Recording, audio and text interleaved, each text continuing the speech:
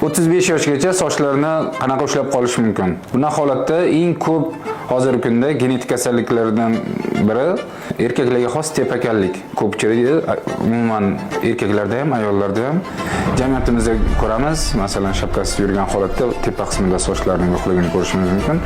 Bunday holatga kelmaslik uchun nima qilish kerak? Birinchi o'rinda bu savolga to'g'ri javob topib olish kerak. Sochlarni qachonki erta to'kilish sezdingizmi? To'g'ridan to'g'ri shifokorga murojaat qilish kerak. Sababi ertangi kunda bu sochlar qayta chiqmasligi mumkin. Qachonki siz qancha erta harakat qiladigan bo'lsangiz, ertangi kunda tashqi ko'rinishingiz, umuman go'zalligingiz shu harakatingizga to'g'ridan to'g'ri bog'liq bo'lishi mumkin. Bunday holatlarda eng yaxshi maqbul yechim trixologga murojaat qilib, sochlarni barvaqt to'kilishini oldini olish. Sochlarda bo'ladigan o'zgarishlarni qancha erta oldini olsangiz, ertangi kunda qariligingizda ham sochlaringiz sizga go'zalligingizga yana go'zallik qo'shib turishi mumkin. Ushbu videoni sochlari to'kilayotgan do'stingizga albatta yuborib qo'ying.